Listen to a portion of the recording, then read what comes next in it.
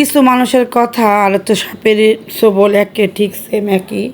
কিছু মানুষের কথা দেখবেন এমনভাবে কথা বলে কিন্তু কলিজা মনে ছিদ্র হয়ে যায়, আর সাপে যেমন সবল দিলে যেমন বিষ একসাথে সাথে মারা যায়, ঠিক পৃথিবীতে কিছু কিছু মানুষ আছে। আসসালামু আলাইকুম, সবাই কেমন আছেন? আশা করি সবাই ভালো আছেন। আমি আল্লাহর রহমতে ভালো আছি। প্রতিদিনের মতো নতুন একটি ভিডিও নিয়ে আপনাদের মাঝে হাজির হলাম।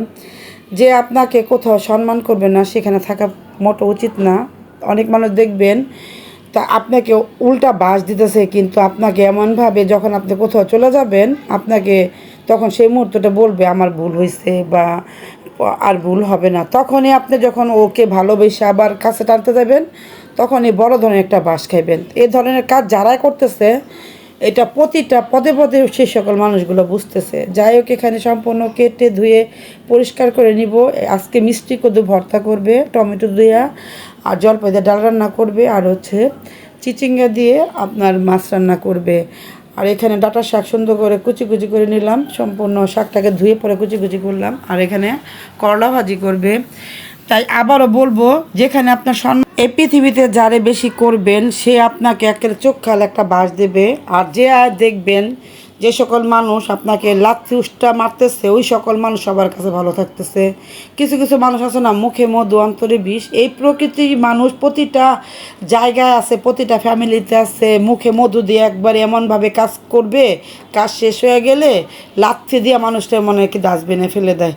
যাকে এখানে হাতে মেখে গরুর মাংস রান্না করতেছে, এইরকমভাবে হাতে মেখে গরুর মাংস কার কার পছন্দ কমেন্টে জানাবেন।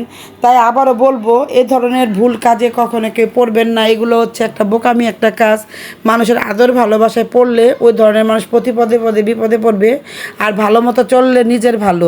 অনেক জেলায় আপনার এইভাবে মিষ্টি কদু তেলে ভেজে বা সিদ্ধ করে ভর্তা তৈরি করে, বেশি করে শুকনো মরিচ তেলে ভেজে পেস্টটা অনেকে বেরেস্তা করে, অনেকে কাঁচা দিয়ে বানায়। এই ভর্তাটা খুবই খেতে ভালো লাগে। যাই হোক, আজকের দুপুরে কী কী রান্না করলাম সম্পূর্ণ ভিডিও আপনাদের সাথে শেয়ার করলাম। আবারও বলবো, মানুষকে কখনো বিশ্বাস করবেন না, বিশ্বাস করে কখনো কষ্ট পাবেন না, নিজেকে সামলিয়ে রাখবেন। আর মানুষ যাই হোক, ফাইনালি আপনার মিষ্টি কুমড়া ভর্তাটা তৈরি করে নিল। এখানে বেশি করে ধনেপাতা দিল। দেখেন ভর্তাটা কতটা লোভনীয় হয়েছে। এভাবে বাসায় একবারে ট্রাই করবেন। আর আজকে দেখেন রৌদ্রের তাপটা যে কী পরিমাণ, এই রৌদ্রে যারা কাজ করতেছে তাদের যে কী পরিমাণ পানি পিপাসা লাগতেছে। আর আকাশে কী পরিমাণ দেখেন রৌদ্র ভালো লাগে, কিন্তু অতিরিক্ত রৌদ্রের তাপে বাহিরে যারা কাজ করতেছে তাদের যে কী পরিমাণ কষ্ট। এখন আমি আমার ছেলের কথাই বলবো, আমার হাজব্যান্ডের কথাই বলবো, তারা কত পরিশ্রম করতেছে। যাই কি, একটু ছাদে গিয়েছিলাম। তো আজকের ভিডিওটা এখানে শেষ করব। সবাই ভালো থাকবেন, সুস্থ থাকবেন, ভিডিওটির পাশে থাকবেন, লাইক কমেন্ট শেয়ার করবেন। আসসালামু আলাইকুম।